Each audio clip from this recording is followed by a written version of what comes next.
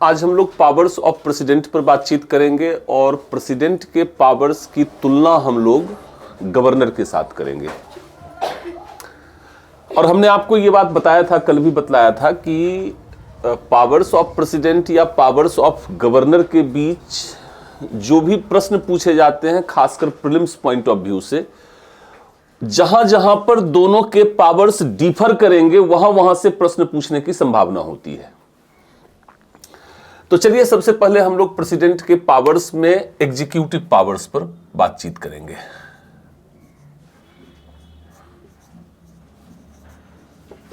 Executive powers, कार्यपालिका शक्तियां।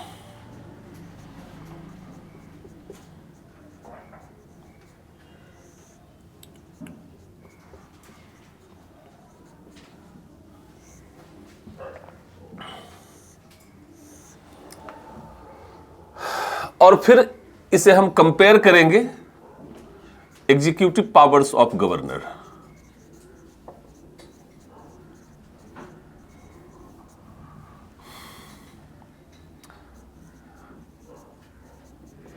कार्यपालिका शक्तियां।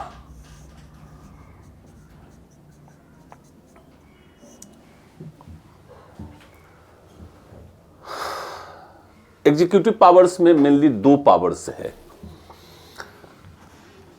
एक तो यहां पर पावर ऑफ अपॉइंटमेंट है,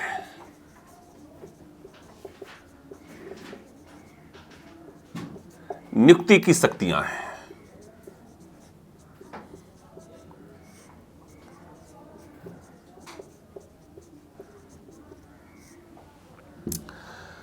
उदाहरण के लिए हम बहुत सारे पावर ऑफ अपॉइंटमेंट्स को हम देख सकते हैं। जैसे सबसे इंपॉर्टेंट है प्राइम मिनिस्टर का अपॉइंटमेंट, आर्टिकल 75। फिर अदर मिनिस्टर्स का अपॉइंटमेंट, आर्टिकल 75। अदर मिनिस्टर्स का जो अपॉइंटमेंट है यह प्रधानमंत्री की एडवाइस पर होता है, प्रधानमंत्री की सलाह पर होता है। आप देखेंगे chief justice of India, article 124। आप देखेंगे अटॉर्नी जनरल,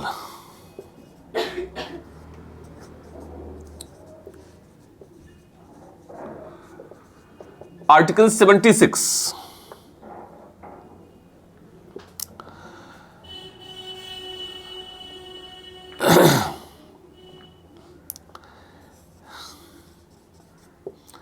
इसी तरह से चेयरमैन एंड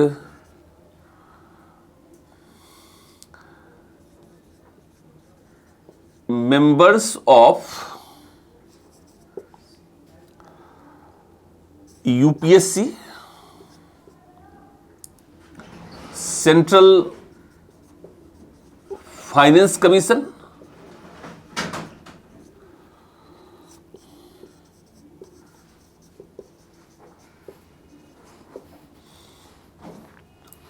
SC/ST कमीशन,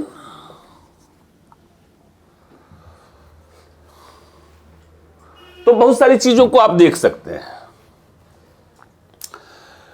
अर्थात नियुक्ति की शक्तियों के अंतर्गत प्रधानमंत्री की नियुक्ति, अन्य मंत्रियों की नियुक्ति, मुख्य न्यायाधीश की नियुक्ति, अन्य न्यायाधीशों की नियुक्ति, सर्वोच्च न्यायालय और उच्च न्यायालय के जो अन्य न्यायाधीश हैं उनकी नियुक्ति, सर्वोच्च न्यायालय के मुख्य न्यायाधीश की नियुक्ति, उच्च न्यायालयों के मुख्य न्यायाधीश की नियुक्ति, अटॉर्नी जनरल महान्यायवादी, और संघ लोक सेवा आयोग, केंद्रीय वित्त आयोग, और अनुसूचित जाति और जनजाति आयोग के अध्यक्ष और सदस्य की नियुक्ति। ठीक है, इस तरीके से आप ये देखेंगे कि लगभग सेंट्रल लेवल पर जितने भी इंपॉर्टेंट कॉन्स्टिट्यूशनल पोस्ट्स हैं उस पर प्रेसिडेंट ऑफ इंडिया अपॉइंट करता है, लेकिन प्रेसिडेंट ऑफ इंडिया इनका अपॉइंटमेंट प्राइम मिनिस्टर के एडवाइस से करता है, या council of minister which is headed by prime minister के एडवाइस से करता है। इस तरीके से आप देखेंगे कि ये जो पावर ऑफ अपॉइंटमेंट है ये यहां पर भी बिल्कुल सेम है, कहीं कोई डिफरेंस नहीं है। स्टेट लेवल पर जितने भी इंपॉर्टेंट कॉन्स्टिट्यूशनल पोस्ट हैं सब पर अपॉइंटमेंट गवर्नर ही करता है। तो आपको कॉन्सेप्ट को क्लियर करके देख लेना है कि गवर्नर जो है वह किसका किसका अपॉइंटमेंट करता है। तो गवर्नर वहां पर सबसे इंपॉर्टेंट अपॉइंटमेंट करता है चीफ मिनिस्टर का, फिर other ministers of council of minister. यहां पर अटॉर्नी जनरल है तो यहां पर एडवोकेट जनरल का अपॉइंटमेंट,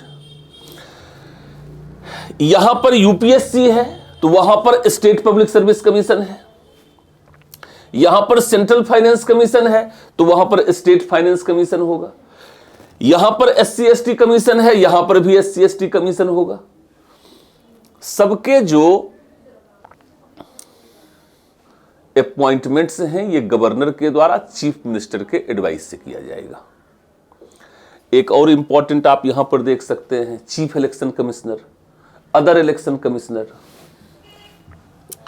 तो चीफ इलेक्शन कमिश्नर या अदर इलेक्शन कमिश्नर, और यहां पर देखेंगे state chief election commissioner and other election commissioner, इसका अपॉइंटमेंट गवर्नर करेगा।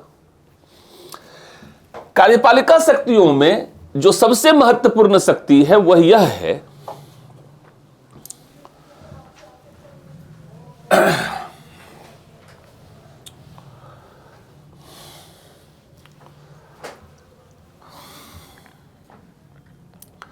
right to make rules, regulations, procedure for proper functioning of the business of government of India.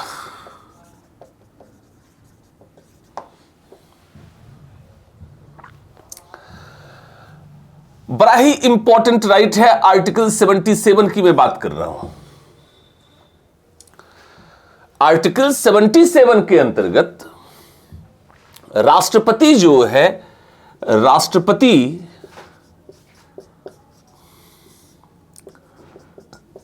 Bharat सरकार के कार्यों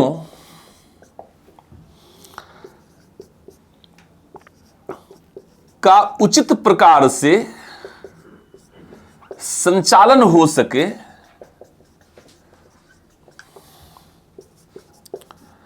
इसके लिए नियम, कानून व प्रक्रिया का निर्माण करता है। ये जो आर्टिकल 77 है ये प्रेसिडेंट ऑफ इंडिया के पोस्ट के इंपॉर्टेंस को भी एस्टेब्लिश करता है। That means president of India जिसके एडवाइस से काम करता है, अर्थात council of minister which is headed by prime minister, तो वह जिस रूल्स रेगुलेशंस और प्रोसीजर पर काम करते हैं वह रूल्स रेगुलेशंस और प्रोसीजर भी प्रेसिडेंट ऑफ इंडिया ही बनाता है। अर्थात प्रेसिडेंट ऑफ इंडिया जिसके एडवाइस पर काम करता है उसके लिए समस्त रूल्स रेगुलेशंस और प्रोसीजर प्रेसिडेंट ऑफ इंडिया के द्वारा बनाया जाता है। मैं आप सभी लोगों से अनुरोध करना चाहूंगा कि आप सभी लोग जो है वह 1 मिनट के लिए खड़े हो जाइए और यह संकल्प लीजिए, खड़े हो जाइए और यह संकल्प लीजिए। देखिए यहां पर मैं आपको यह बतलाना चाह रहा हूं कि भारत का राष्ट्रपति यह जो नियम कानून और प्रक्रिया बना रहा है यह कैबिनेट सेक्रेटरी के सुझाव पर बनाता है। कैबिनेट सेक्रेटरी अर्थात मंत्रिमंडल सचिव के सुझाव से या सलाह पर यह बनाता है। आपको पता है कि constitutionally cabinet secretary prime minister का एडवाइजर होता है, सलाहकार होता है वह, और कैबिनेट सेक्रेटरी जो है वह आईएएस ही बनता है। और मैंने आपको खड़ा किया है कि आप खड़े होकर के यह संकल्प लें कि हम फर्स्ट अटेम्प्ट में आईएएस बनेंगे, इसलिए क्योंकि इससे आपका लेंथ ऑफ सर्विस बड़ा होगा और कैबिनेट सेक्रेटरी के पोस्ट तक आप पहुंच सकते हैं, ताकि प्रधानमंत्री भी कल आपके सुझाव से काम करने के लिए बाध्य हो सके। और स्टेट लेवल पर गवर्नर रूल्स बनाता है, इसी प्रकार से राज्य सरकार की कार्य का संपादन हो सके, और गवर्नर यह रूल्स बनाता है चीफ सेक्रेटरी की सहायता से। तो चीफ सेक्रेटरी भी वही बन सकता है जिसका लेंथ ऑफ सर्विस बहुत बड़ा हो, और लेंथ ऑफ सर्विस उसी का बड़ा होगा जो बिल्कुल 21-22 साल में आईएएस को क्रैक कर लेगा, मैक्सिमम 23 साल में आईएएस को क्रैक कर लेगा। तो 21, 22, 23 सबसे इंपॉर्टेंट ईयर्स है, ये आपका सबसे इंपॉर्टेंट एज होगा, और इसी एज में फर्स्ट अटेम्प्ट में अगर आप आईएएस को क्रैक करते हैं तो आप प्रधानमंत्री और मुख्यमंत्री के सलाहकार के पद तक पहुंच सकते हैं। तो आज आप यह संकल्प लें कि हम फर्स्ट अटेम्प्ट में ही इस एग्जामिनेशन को क्रैक करेंगे, और तब जो है सर के सपनों को भी आप पूरा कर सकते हैं, अपने सपनों को भी पूरा कर सकते हैं। अब जो है आप लोग बैठ जाइए। ये जो दोनों ही शक्तियां हैं एग्जीक्यूटिव पावर्स के अंतर्गत, राष्ट्रपति के पास और राज्यपाल के पास, इसमें कहीं कोई अंतर नहीं है, इसलिए कार्यपालिका शक्तियां जो है वह इंपॉर्टेंट नहीं है, लेकिन फिर भी आर्टिकल 77 को ध्यान में रखेंगे, क्योंकि आर्टिकल 77 राष्ट्रपति के पद के महत्व को बतलाता है। ठीक है ना?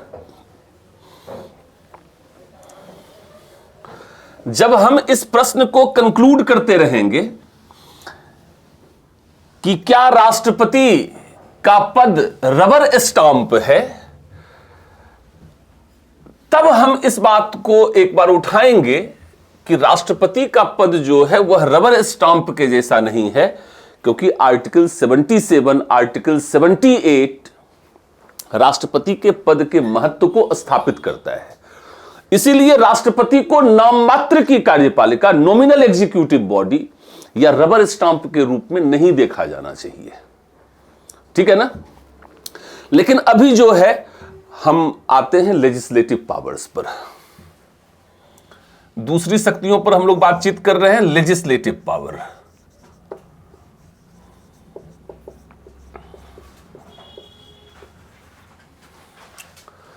कहते हैं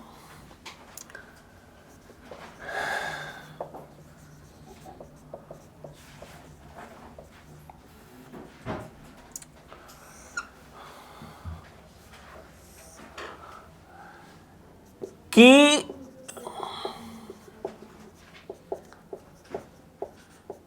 president of India considered as integral part of parliament.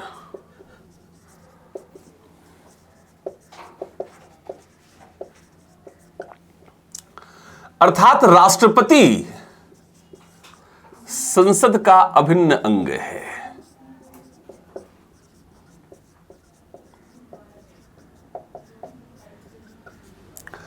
और सेम यहां पर गवर्नर जो है वह भी राज्य विधायिका का अभिन्न अंग है, बिल्कुल same as it is. Central level पर प्रेसिडेंट ऑफ इंडिया और स्टेट लेवल पर राज्यपाल, गवर्नर, पार्लियामेंट का इंटीग्रल पार्ट है। ऐसा हम क्यों कहते हैं कि प्रेसिडेंट ऑफ इंडिया पार्लियामेंट का इंटीग्रल पार्ट है, अभिन्न अंग है? इसलिए क्योंकि अनुच्छेद 111 के अंतर्गत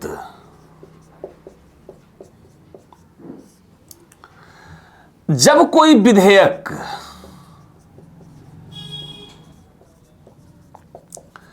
दोनों सदनों से पारित होकर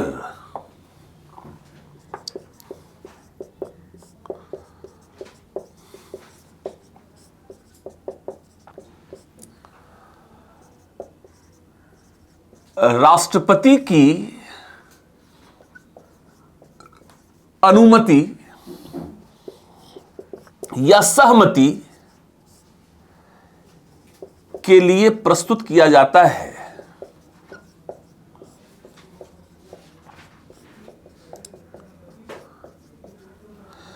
तो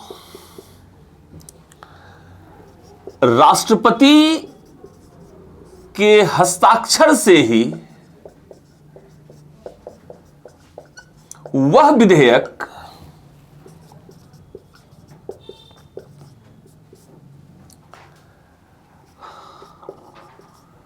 कानून का रूप धारण करता है। और संसद का मौलिक कर्तव्य कानून का निर्माण करना है, और कानून का निर्माण तब तक नहीं हो सकता है जब तक राष्ट्रपति का हस्ताक्षर उस पर नहीं होगा। इसीलिए राष्ट्रपति को संसद का अभिन्न अंग माना जाता है। तो मैं आपको यह बताना चाहता हूं कि after passing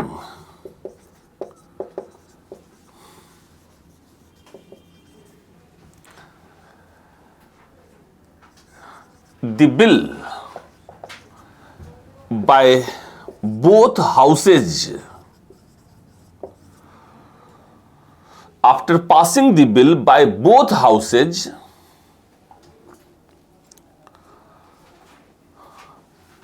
bill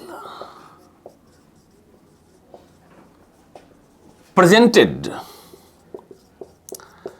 for the assent of President of India and with signature of President of India, bill become law, and formulation of law is the fundamental, is the primary duty of Parliament, so that the post of President of India considered as integral part of Parliament. Clear है या नहीं है clear? यह जो legislative power है, यह same यहां पर आर्टिकल 200 के अंतर्गत गवर्नर के संदर्भ में भी बिल्कुल ये वही बातें हैं। अर्थात राज्य स्तर पर कोई भी बिल दोनों सदनों से या विधानसभा से, मान लीजिए कि राज्य में अगर एक ही सदन है, तो विधानसभा से या विधान परिषद से पारित होने के पश्चात जब वह राज्यपाल की अनुमति के लिए प्रस्तुत किया जाता है और जब राज्यपाल उस पर हस्ताक्षर कर देता है, तभी वह कानून का रूप धारण करता है। इसलिए राज्य विधायिका का इंटीग्रल पार्ट गवर्नर माना जाता है, ठीक है ना। लेकिन अभी जो है मैं आपको यह बताना चाह रहा हूं कि जब कोई बिल राष्ट्रपति के समक्ष उसकी सहमति के लिए, उसके एसेंट के लिए जब लाया जाता है, तो राष्ट्रपति के पास क्या विकल्प हैं क्या अल्टरनेटिव्स है?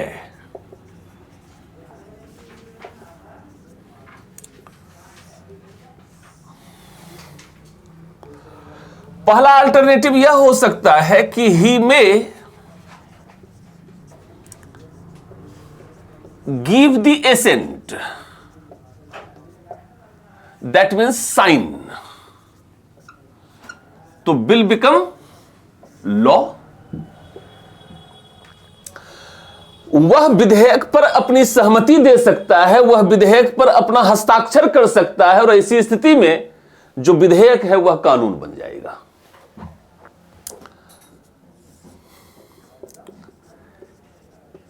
He may reject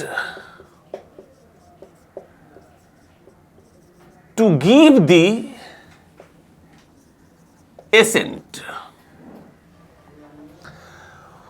वह विधेयक को अनुमति देने से मना भी कर सकता है, जो कहलाता है absolute veto.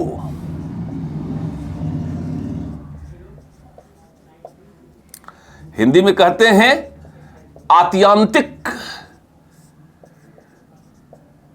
निषेधाधिकार, absolute veto. He may reject to give the assent, वह विधेयक पर अपनी सहमति, अपना हस्ताक्षर करने से मना भी कर सकता है, जो आत्यांतिक निषेधाधिकार कहलाएगा। या आत्यांतिक समझने में दिक्कत हो तो वह पूर्ण निषेधाधिकार कहलाएगा, absolute, complete.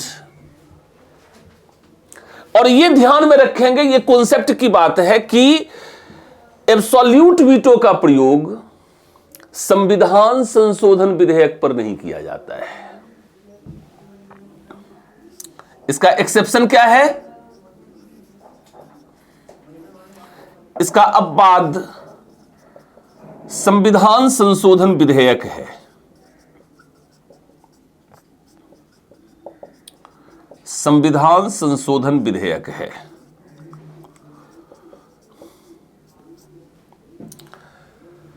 Constitution amendment bill, constitution amendment bill, cab.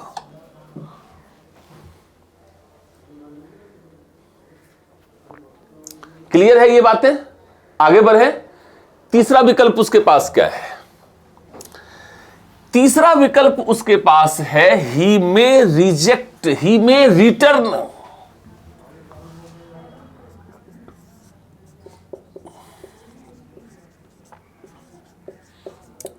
He may return the bill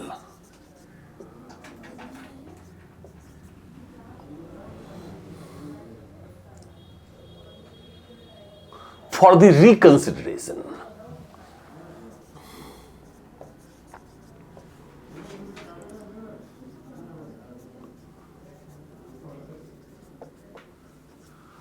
वह विधेयक को पुनर्विचार के लिए रिटर्न भी कर सकता है, लौटा भी सकता है।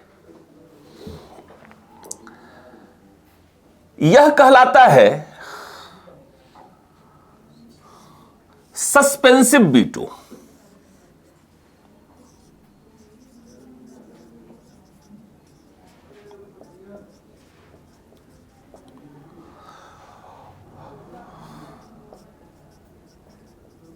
निलंबनकारी निषेधाधिकार।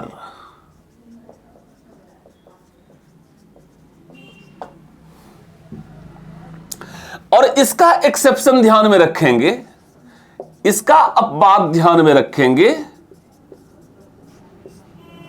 मनी बिल, मनी बिल, धन विधेयक। क्योंकि मनी बिल को प्रेजेंट करने के पहले ही प्रेसिडेंट ऑफ इंडिया का अप्रूवल ले लिया जाता है, अर्थात धन विधेयक को प्रस्तुत करने के पूर्व ही हम राष्ट्रपति की स्वीकृति प्राप्त कर लेते हैं। इसलिए धन विधेयक इसका एक्सेप्शन है। ये तीनों बात समझ में आ गई। उसके पास चौथा अल्टरनेटिव है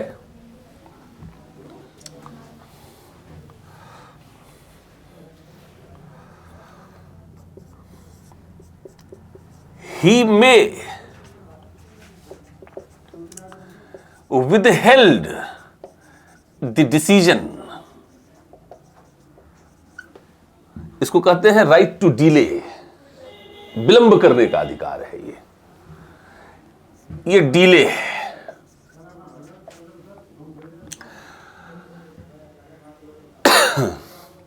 अर्थात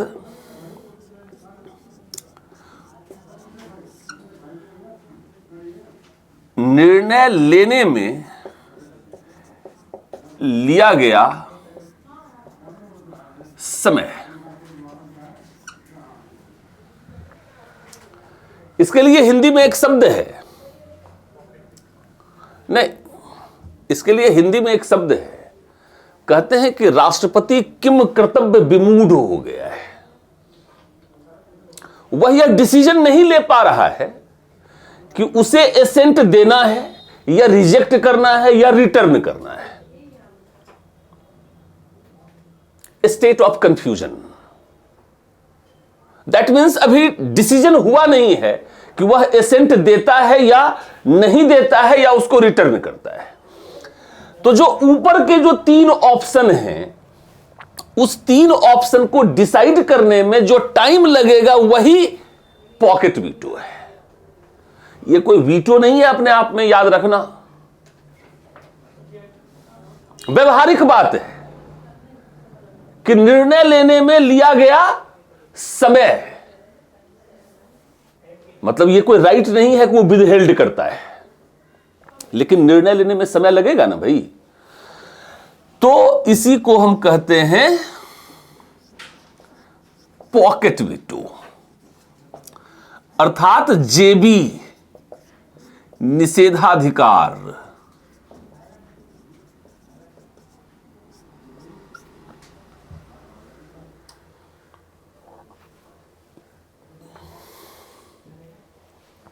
अमेरिकन संविधान में अमेरिकी प्रेसिडेंट को 10 डेज का समय दिया गया है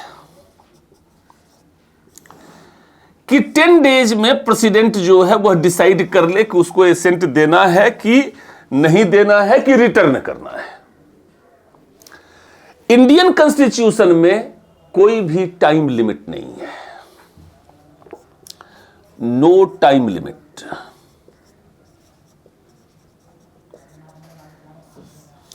और कहते हैं कि ज्ञानी जैल सिंह के द्वारा 1986 में पोस्ट ऑफिस बिल पर जो है यह पॉकेट वीटो का इस्तेमाल किया गया था। Post office bill,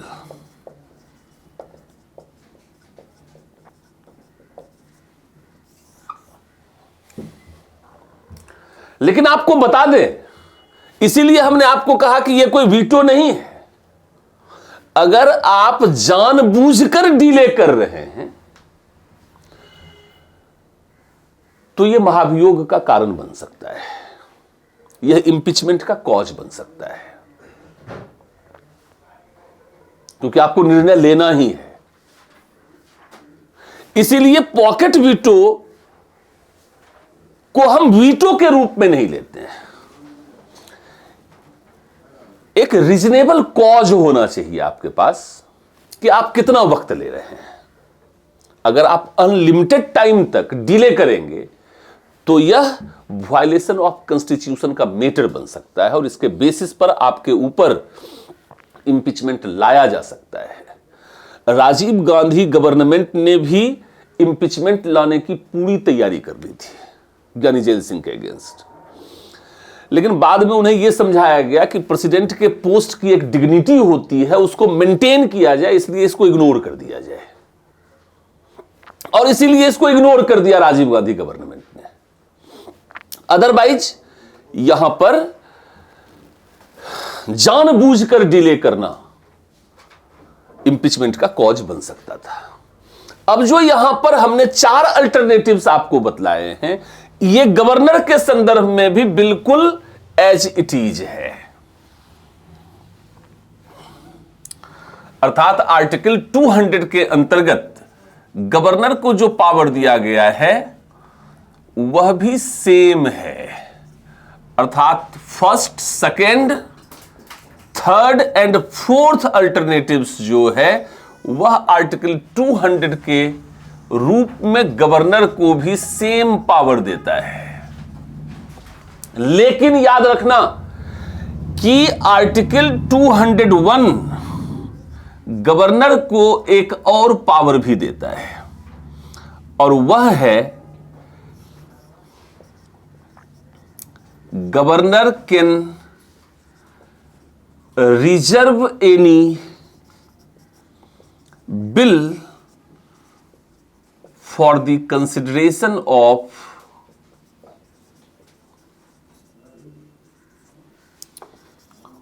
president of India on his discretion, on his discretion। अर्थात राज्यपाल अनुच्छेद 201 के अंतर्गत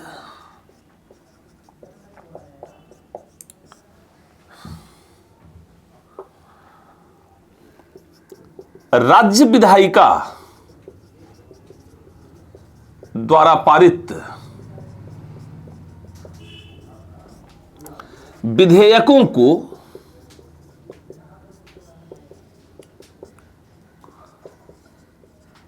राष्ट्रपति के विचार विमर्श के लिए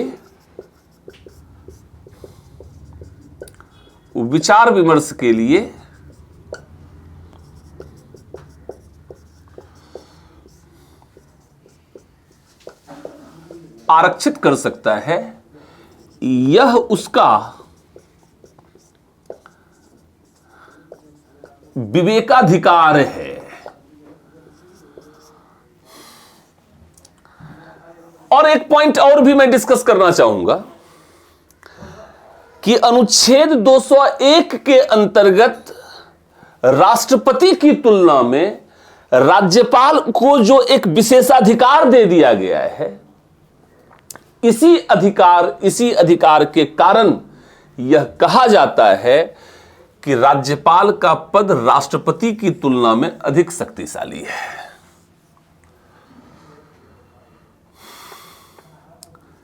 इसलिए यह कहा जाता है कि राज्यपाल का पद राष्ट्रपति की तुलना में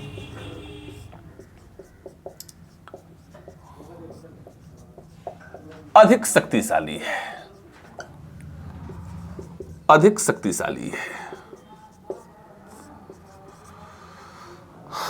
Therefore, the post of governor is more powerful than President of India। लिख लीजिएगा, Therefore, the post of governor is more powerful than President of India। UPSC ने इसी कॉन्सेप्ट पर एक क्वेश्चन पूछा, इसी कंपैरिजन पर बेस्ड। उसने कहा कि राज्यपाल का पद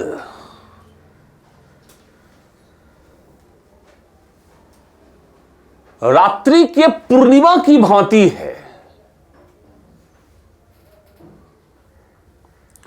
और राष्ट्रपति का पद दोपहर के चंद्रमा की भांति है। राष्ट्रपति का जो पद है वह दोपहर के चंद्रमा की भांति है और राज्यपाल का जो पद है वह पूर्णिमा के रात्रि के